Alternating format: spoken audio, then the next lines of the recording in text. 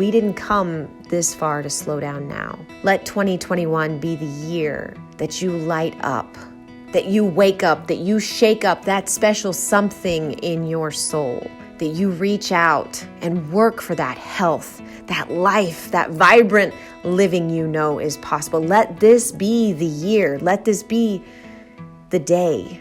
Let this be the moment that you believe in miracles again.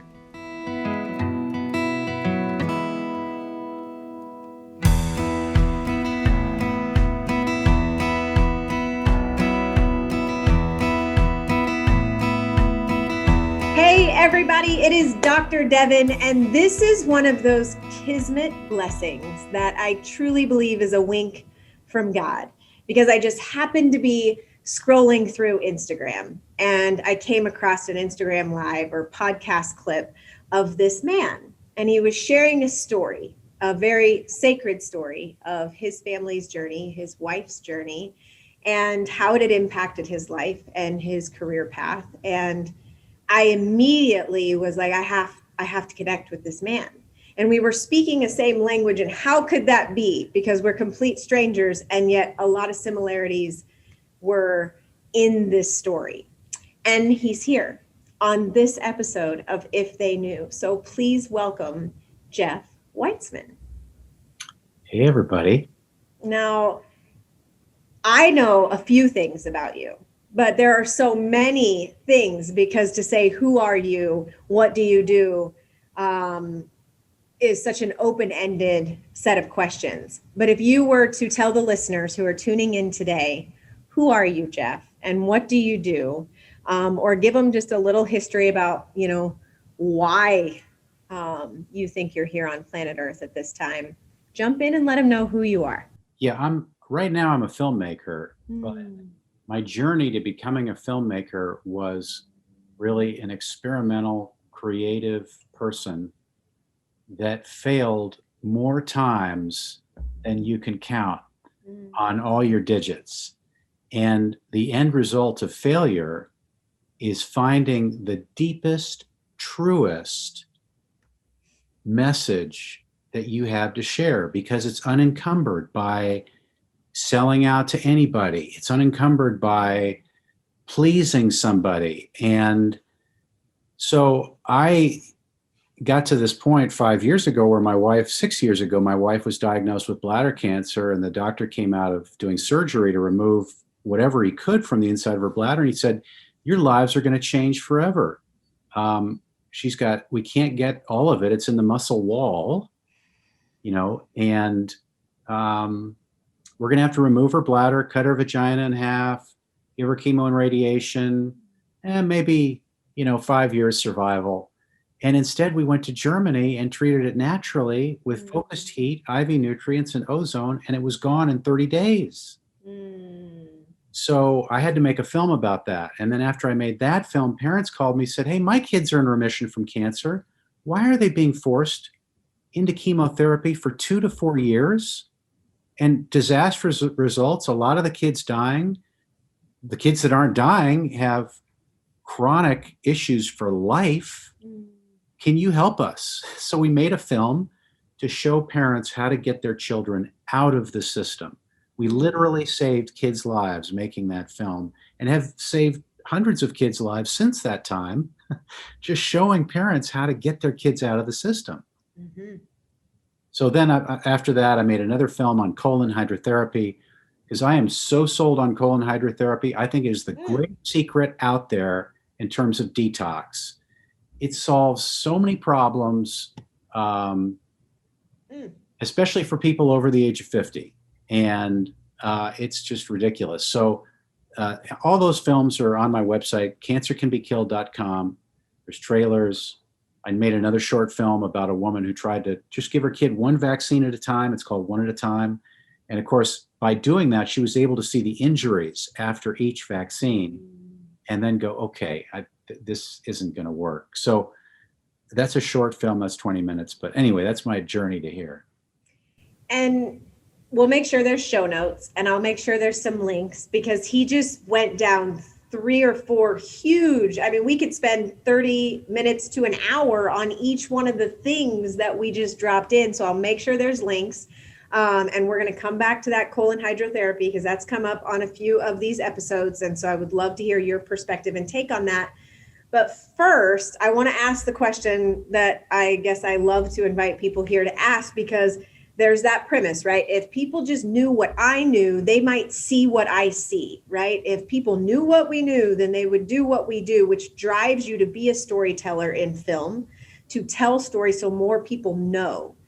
So it feels hard to ask because this is a big question, but if you held a Harry Potter wand and you could wave it over humanity and tomorrow they would just wake up knowing this truth or premise or perspective, what's the one thing that you wish people understood? And if they got that, it would change everything.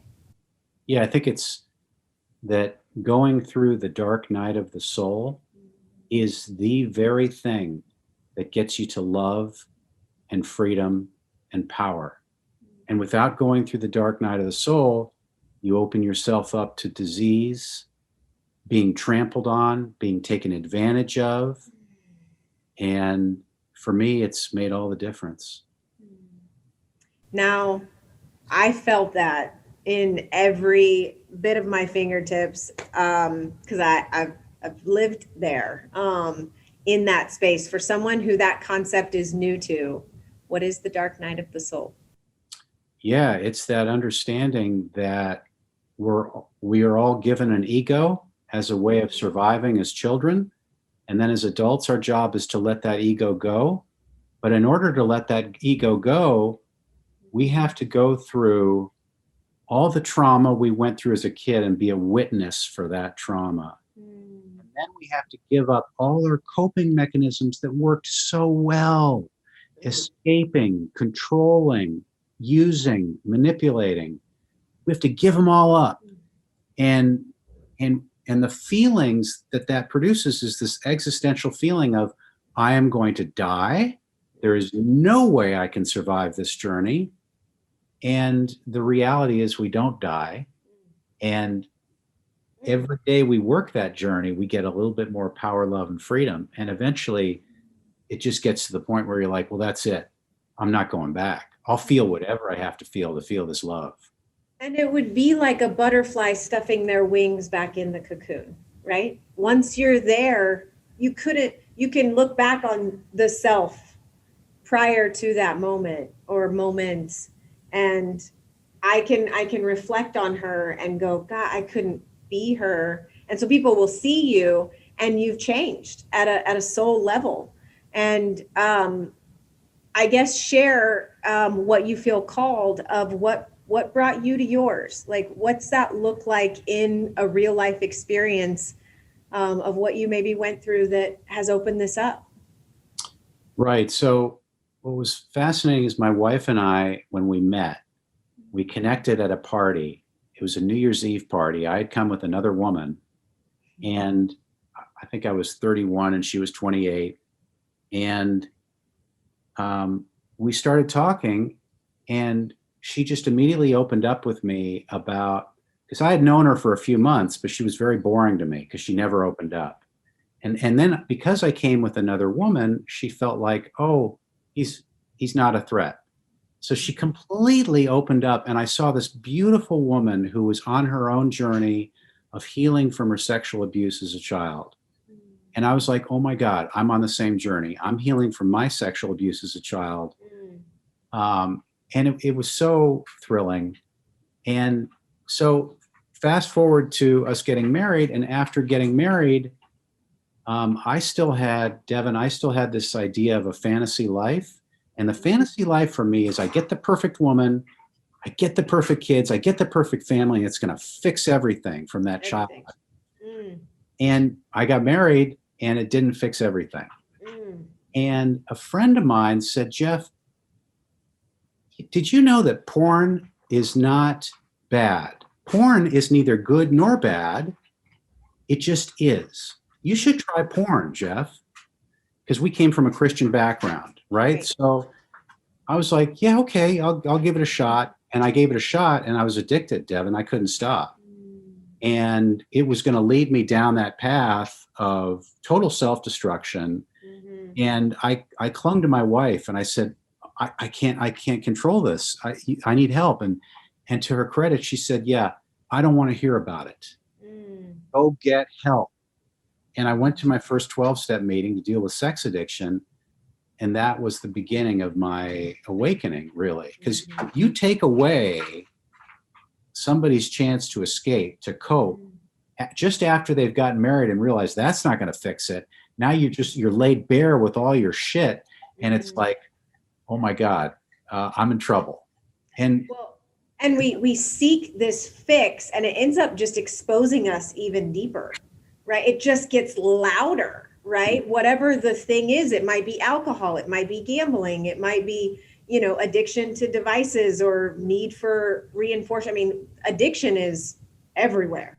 Yeah. And it's the rooted stuff, and it just gets louder and louder and louder until you look at that stuff you don't want to look at. Yeah. Feel the stuff you don't want to feel. And the good news is I'm 28 years sober, which means no inappropriate sex. It's only sex and committed relationships. And I've been in Al-Anon for 23 years because my father was an alcoholic. And my God, that program has been so good for giving up the control. So anyway, the combination of those programs and just my spiritual path has just been this amazing journey. But where it really kicked in, Devin, was when my wife died. My wife died last July. And let's get into her for a second. And if we can talk about your mom too, I'd love to hear about it, because we did everything right nutritionally, all the right modalities, the PEMF mat, the colon hydrotherapy, IV nutrients. I mean, we couldn't have done any better. And yet she died 5.25 years after her original diagnosis. And that's when it became obvious to me that if a person doesn't deal with the emotional issues underneath the cancer, that it's really not going to solve the problem. So anyway, she passed away last July 30th. And again, I thought I was going to die. I cannot survive this. And I was forced into a new level of taking responsibility for myself, because now I didn't have the coping mechanism anymore. I didn't have the love of my life. And so this dark night of the soul was in high speed. Like I had 28, 30 years with her to do it, nice and slow. And then she dies and boom, now it's a crash course. And I'm either going to live or die. And I chose to live, and we're here today, and it's still working for me. And it, for me, kind of feels like I remember the cats have 9 lives. I feel like we birth ourselves into different, there are different segments of dark nights of the soul, because I feel like I've had a few. And I mean, I go through these radical transformational stages because I'm willing to do the work and willing to feel the pain, because every time I've braved that, it has helped me birth deeper into love, that return to love, like Marianne Williamson's book, where she talks about it, Course in Miracles, all of these things. And yeah, I mean, with my mom, I mean, I can hear you talk about those things. With our story, it was very different.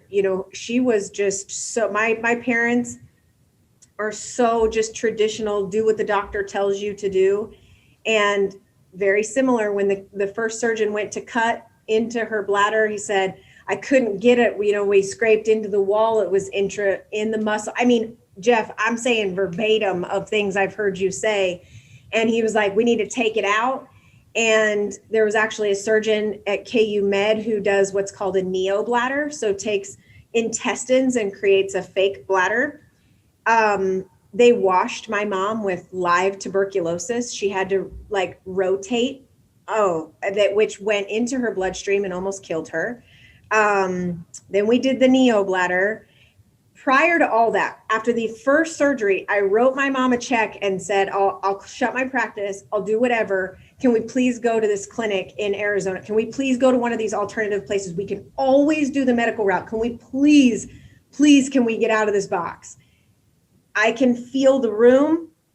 I can see where each one of my family members was sitting, and I can feel the blue in her eyes when she looked at me and said, I don't need another doctor. I need you to be my daughter. And she said, please just let me, I don't have time. I don't have time to go away for 6 weeks. I got to work. I got to get through this.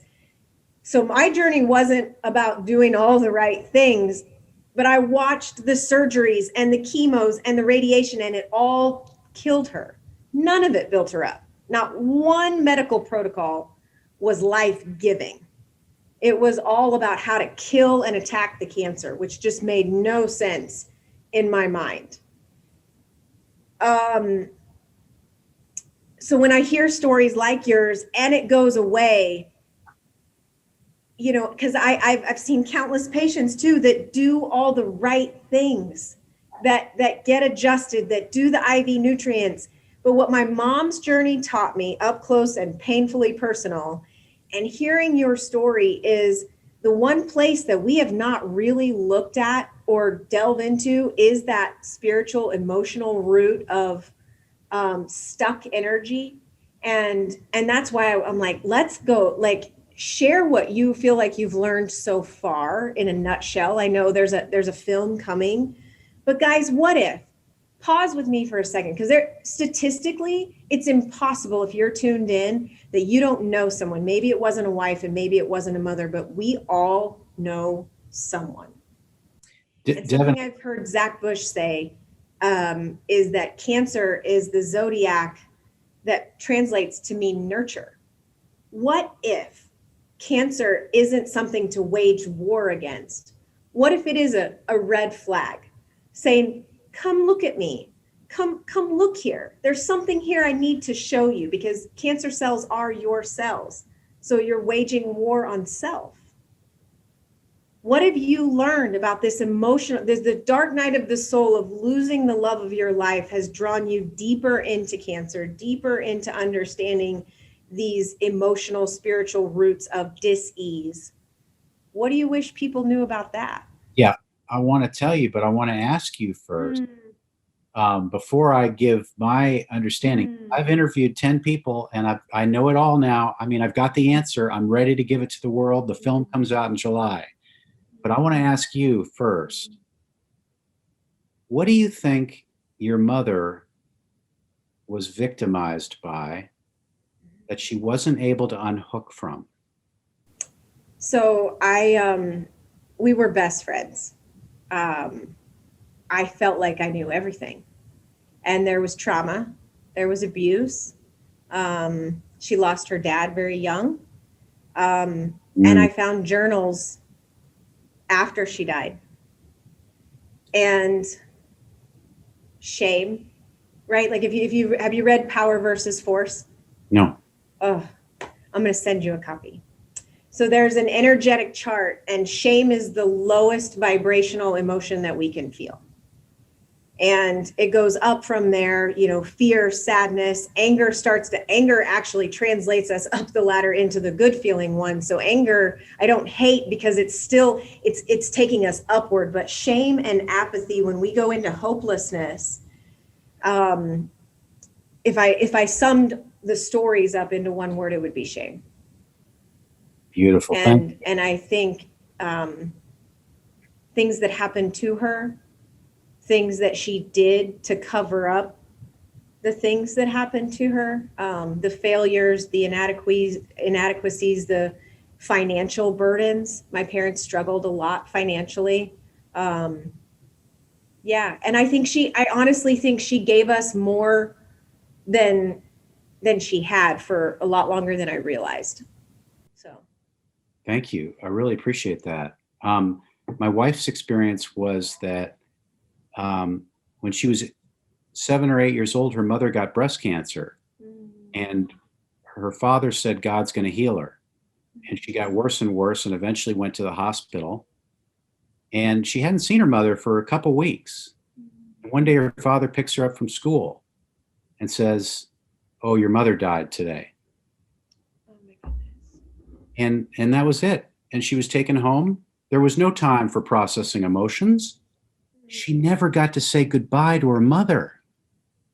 Can you imagine an 8-year-old girl doesn't see her mother for 2 weeks? And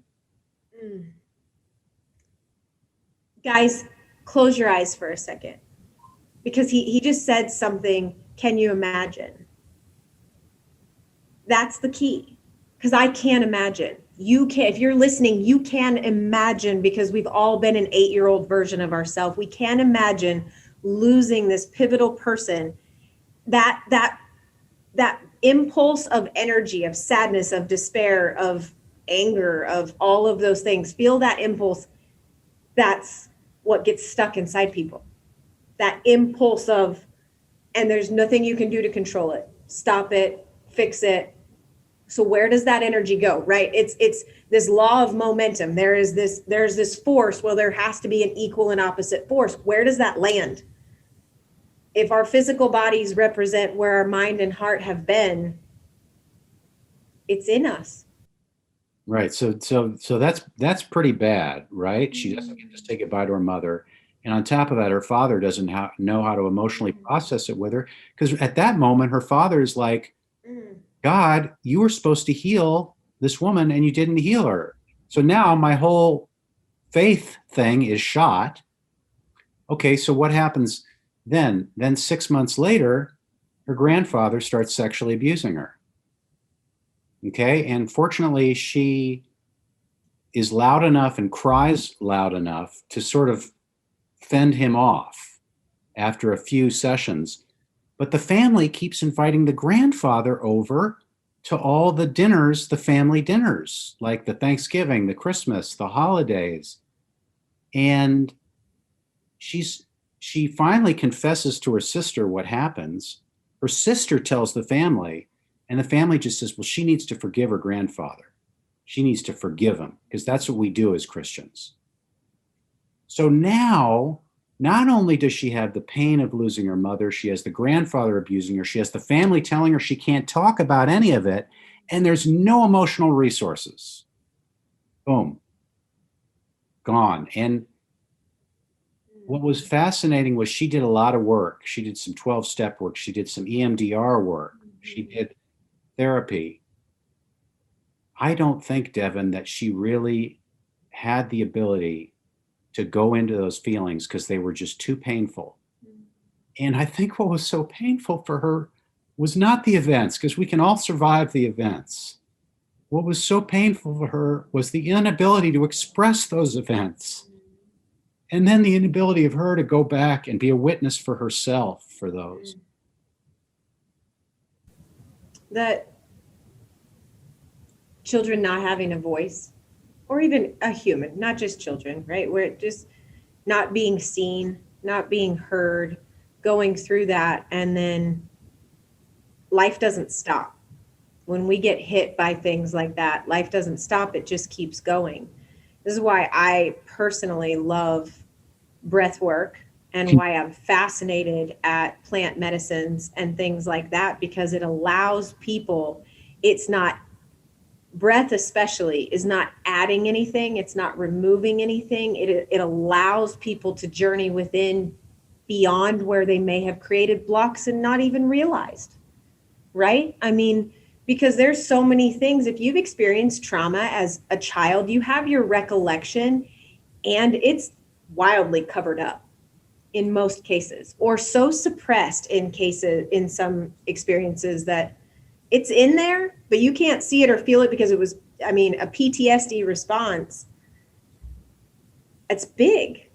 And it can be so big, people just go, I guess, right? And how do you create a treasure map to lead people back to find those things and to set those things free? I think you're doing that just by creating the conversation around it.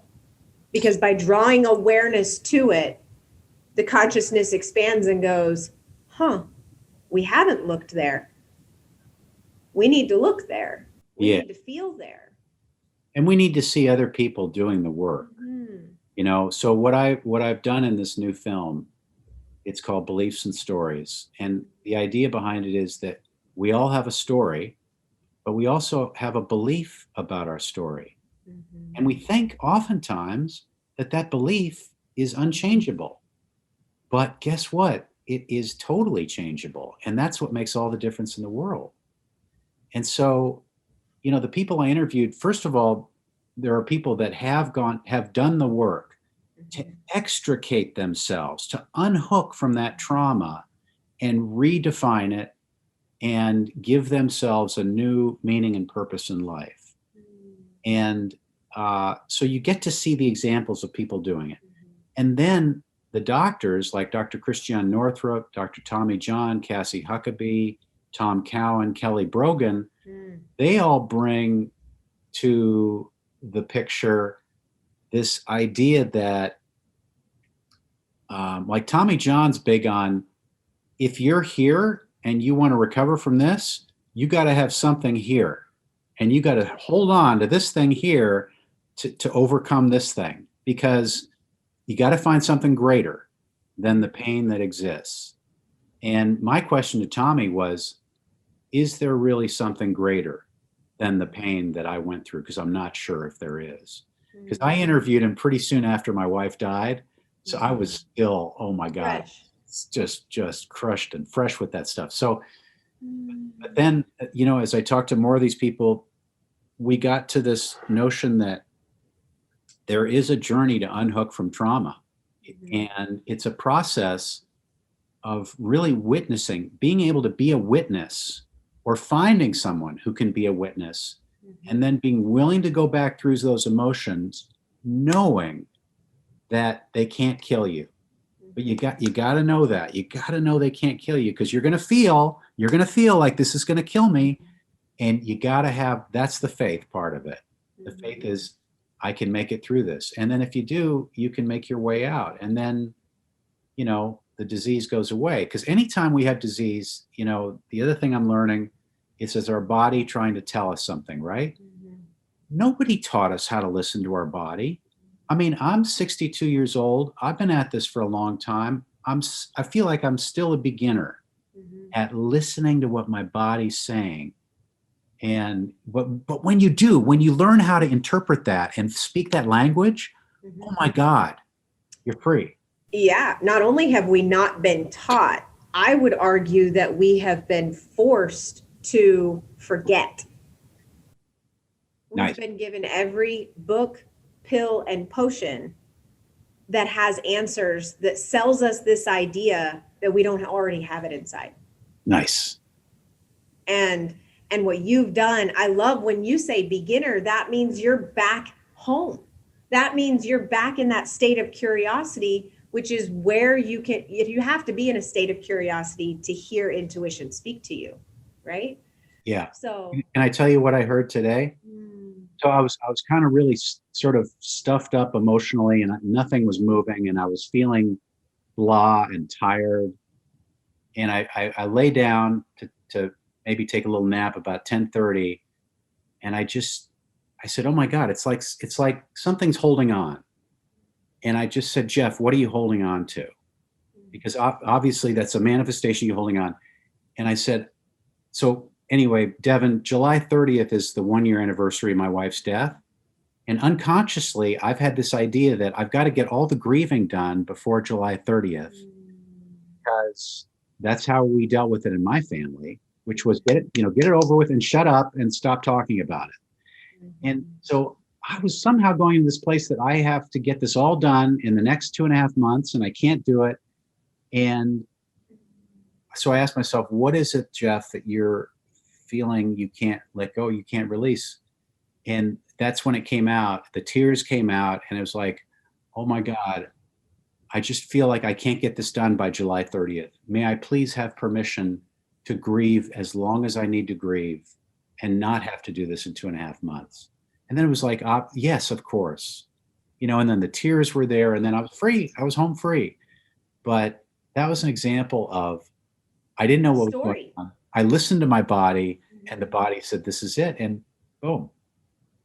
Yeah, and you looked at that story and went, I that's not possible. Because otherwise you would have set yourself up for a failure and you would have failed at grieving, which I have helped so many people or walked beside so many people in the grieving process. There is no clock for that one. Like Thank you. it is crashing waves. And they can come with a smell or a song on the radio 10, 20, 30 years later, and it can root you right back. And so I love that you shared that, because again, statistically, someone or lots of someone's listening are in grieving processes, or have been walking through them. So that's wildly helpful information. Thank- And I'm eager, because why I feel it come full circle to how I introed this show of this God wink, is it gives me a sense of validation that this truth I feel like has been carved out in my heart is real, and part of the medicine that we're supposed to bring into the world and into the next layer of human evolution, right? And understanding all of this, and to come, back to that, and put it in tactical tools. What are a couple things for someone that, you mentioned addiction, you mentioned dark night of the soul, you mentioned emotional trauma healing. What are 3 resources, right? Before it was just one. Now I'm going to give you 3. Is there books, podcasts, movies besides the ones you've created? Because I'm going to link those. But anything you wish people could put in their tool bag that would help them expand. If what we're talking about resonates, what's something they could go read, watch, listen, or do that would take them closer? Yeah, I think we all have emotions that are a little tough for us. I'm curious what yours is. What's funny, my daughter's 23, son's 25, and my daughter and I laugh because she's not, in her mind, she's not allowed to feel anger. And if she does, something bad's going to happen and she's going to be rejected. And for me, it's fear. Like, I do not feel okay about feeling fear. I have to be Superman. And if I'm not Superman, I'm going to die. And so I think that's the first thing, is just doing that inventory of, okay, what's the emotion that I just am not good at? Right. Because we all have them, right? And then you just ask God, hey, God, who's going to help me with this emotional issue I've got? And watch how they pop up in your life. They'll either they'll show up on your Instagram feed, they'll show up on social media, somebody will be talking about something, and it's like, oh, wow, thank you, God, for giving me that answer. So that's the first thing is the other thing I want to say is I do think there's an effort on a lot of people to go into a place of love and light, that the end goal is love and light. And for me and the people I'm in recovery with, our goal is actually to integrate the darkness. Love and light is a byproduct of integrating the darkness. But if I don't integrate the darkness, I'm sorry, I don't have any power. My love is kind of halfway and I don't really have freedom. So that would be my second thing, is integrating the darkness. And then the other thing I'm going to say, because I'm going to do 3 here, because you asked for 3. This sounds so simple. It's get inside your body. And, if I'm stuck, I'll tell you what, frozen fear is the death of all of us. And getting inside my body means going for a walk with the dog, doing yoga, going surfing, playing golf. It's such a huge part of my daily routine, is somehow getting inside my body. Because we are human, right? We are souls. And in this realm, we are meant to be human. But I don't know about you, Devin. It's so easy not to be inside my body. I know. I'm with you. Yeah. I'm way better. My theme for the year is the solar plexus and physical vitality, because I'm a dreamer. I'm up here in my thoughts and creations and ideas and more in that artsy stuff. And I neglect my physical body. And here I pursue health and wellness in concept. And yet, so this year I've been, doing colon hydrotherapy and IV vitamin therapy and saunas. And I'm trying all these different things and integrating them into a regular routine, because I don't come from a line of women that took care of themselves. They took care of everyone else. And actually stating that you need was a sign of weakness or selfishness. And so part of my curse to break in my lineage is self-care is okay and necessary, and that's the inventory, is like, why do I give and give and give and give and then resent everybody because I have nothing left to give? Oh, that's what my mom did. And I grew up watching it. right? But Wow. it came with that inventory. And then my teachers appear. And then I'm learning about how to drink better water and eat better foods and pull toxins, because the teacher appears. Nice. And yeah, no, I'm with you. And for on that note, since I just mentioned that I've done colon hydrotherapy, go there for us. Why did you mention that early on about how beneficial that is? Oh my God. Devin, from world travel, I had parasites that Mm-hmm. were so bad that I had a rash all over my torso, front and back, Mm-hmm. these red splotches and everything.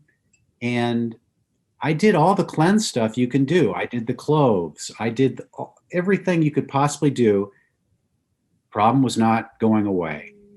And finally, I went to one doctor who said, "There's this woman I want you to see. Her name's Pilar, and she does colon hydrotherapy. And I'll bet that's going to be your way of getting rid of them because I bet they're in your colon and they're trapped in there." So I go to see her, and she feels one little lump in here. She Mm-hmm. goes, "You know what that is, Jeff? That's a nest. And in that nest is 10,000 eggs." And she pushes that thing out, and boom, through the tube are just all these parasite eggs and all these parasites floating around and going through the tube. And within 3 to 6 sessions, my rash was completely gone. Mm, She goes, "Do you play golf?" I said, "Yeah." She goes, "Your golf game is going to get better because now mm, you'll be able to turn better." I mean, my back felt better. The rash went away. I had more energy. I was absorbing nutrients. I was like, I do not believe this. And I said, "What's happening to other people? Like, am I the only one that's going through this?" She goes, "No, here's a guy that could not walk that is mm, now walking. Here's a woman who was about to die on death's doorstep, who her stomach was up in her esophagus because she had been heaving so much." She goes, "So I just pushed her stomach down into the proper place, mm, did colon hydrotherapy, and now the woman is thriving." I mean, mm, there are so many stories of these mm. people getting healed. And I was like, oh my God, this is the greatest untapped resource that we haven't gotten to yet. I feel like I need to hunt Pilar down and do a podcast with her or go visit her Oh, because absolutely. people are literally so full of shit. Oh, yeah. And, Yeah. and, and, And toxins and candida uh, and parasites. There's so much in there. and then we wonder why I don't feel good. I just like kind of drag. I don't have energy. It's like, yeah, we got to get like, Do you know what I mean, else, it's Devin? everywhere.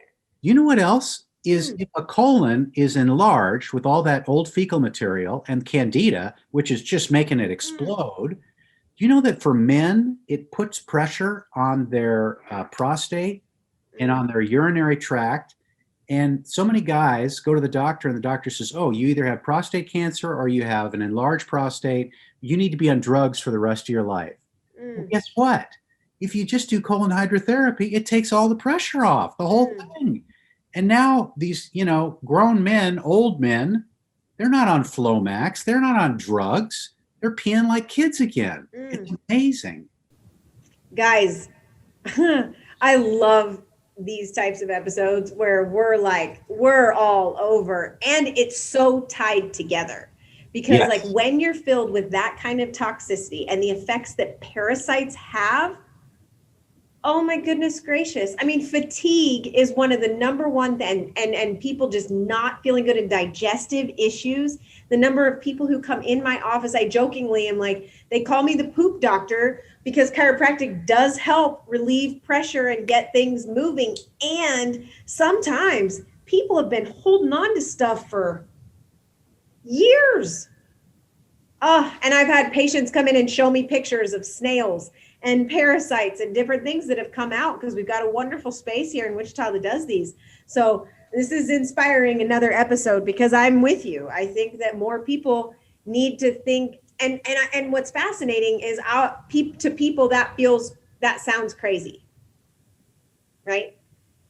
And yet I look at how pharmaceutically driven and quick fix driven we are when in reality that could be a gate to health and wellness for millions of people. It's very strange that we live in a world where, like, taking a shower for the inside of your body is frowned upon, and instead running into a toxic bath is thought of as the answer. Oh, sit with that one, guys. But the tide is turning. Yes. And don't you feel that? Because I know you're really big in the health freedom space. So if you could right now give a little shout out, a lighthouse ray of light to the people that are in the health freedom fight, where do you see all that going? Because don't you feel like the tide is turning? It absolutely is, Devin. And let me just tell you, in my neck of the woods, I had a problem with people stopping me from buying organic fruits and vegetables because I wouldn't wear a mask. And now, as of the last 6 months, as of fighting this, in a 10-mile radius around my house, there are no mask mandates. I have filmed myself going into these stores like Sprouts and farmers markets and giving them the law and showing them that no emergency use device can be mandated. You cannot discriminate against us for any medical exemptions we have. And now I am going to go in and purchase your products and pay cash for them, so you don't even have to ring me up. And there's nothing you can do about it. And I'm going to keep filming it until you surrender. Well, guess what? That sent a ripple out to the United States. And now there's thousands of people doing it. And what we're learning is there's a new spirituality, a new law, and a new medicine that's coming into this new world. And we've known about the new medicine, you and I, right? Because there's, all this new stuff coming to us about body, mind, and spirit, and not just body anymore. And spiritually, a lot of us have been on a good spiritual path, so we knew this was coming. But law, we didn't know that the law system we're living with is fraudulent, manipulative, coercive to the core, and they've got us all as slaves. And guess what? We are turning that around, Devin, and we are serving notice on people and letting them know you can no longer manipulate us. We are God's children. We are sovereign, and we're going to turn this around right now, and we're going to put you all in jail. And that's the power of natural law. And that's something that we're all learning right now. And as soon as we perfect natural law, look out. We're going to put all these criminals in jail. And healing takes time. So to those of you that, like, I know we're impatient. I know we're fatigued and like tired of the fight and the flights of, when you fly somewhere, you got to, and it's everywhere you go. And I am just certain, and hearing the level of conviction in your voice and the level of certainty in people like Del Bigtree, and then the host of people coming to the Big Idea who know that they know that they know this only ends one way. Exactly. So it was well orchestrated. We'll give you that.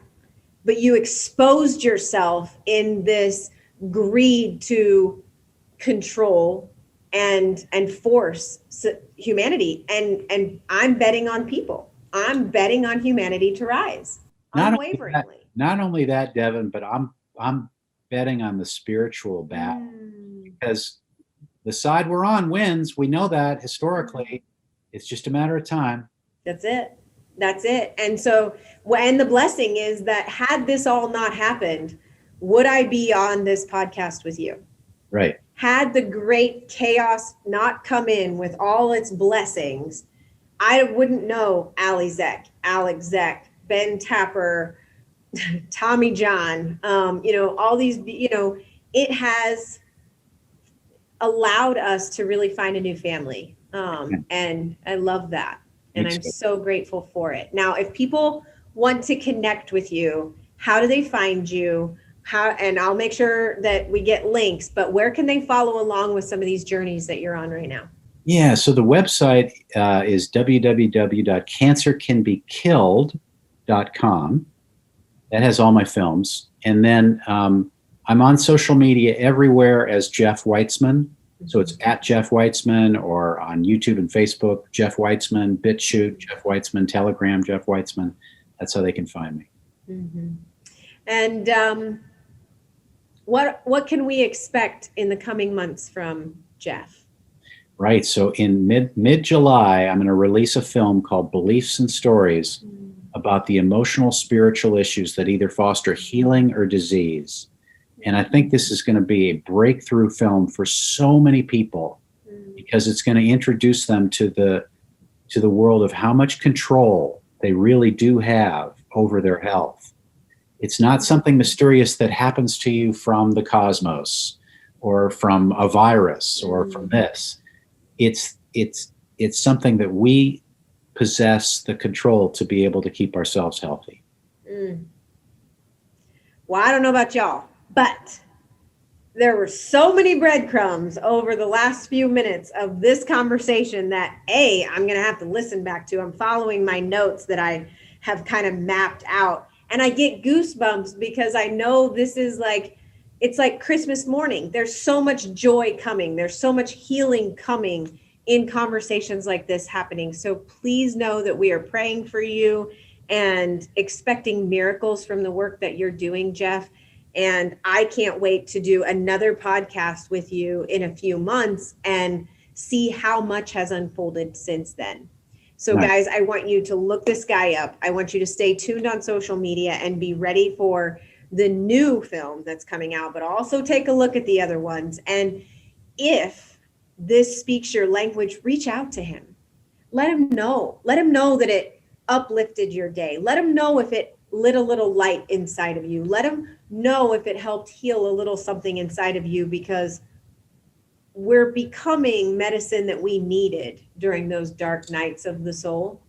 And it never hurts to say thank you when those teachers like Jeff shine light in the dark spaces. So thank you for shining light with me tonight. And I'm truly honored to be on this planet in this time with people like you. Well, thank you, my friend. I look forward to meeting you in person. Amen. Family and all the good folks in Wichita. So soon. Guys, this is it. If you didn't know before, you know now. And thank you for your time. I love you. I'm praying for you. So much joy ahead. I'll see you soon. Mwah. Well, what'd you think? Thank you so much for investing your time and your energy to share in the conversation on this episode of If They Knew. The whole vision was to invite some of my favorite storytellers, mentors, teachers, and guides that inspire me to live healthier, to live happier, to live more free, more authentically me. I hope that something they said, something they shared, opened up a little piece of you that had been there all along and just needed a little nudge to remember. If you have any feedback, if you have any questions, please don't hesitate to post it in the comments or reach out to me directly. If you know somebody that you think would make us a good interviewee, send me your suggestions. You are the reason, you are the motivation for this podcast, for these conversations. If you really want to crank up the light in your health and life, be in Wichita, Kansas, and join us for the big idea on June 25th, 26th, and 27th. We're going to blow you away with speakers from all over the country who are going to elevate the game when it comes to what it means to live vibrantly alive. This is the community you've been looking for. Now, there's big work to be done. And if we want to see change in the world, we've got to start with ourselves. So I hope that this episode and the different things I share on social media and the events that we host help bring it all together. I love you. I appreciate you. I am so very grateful for this space and for you. Have a beautiful day. I'll see you soon.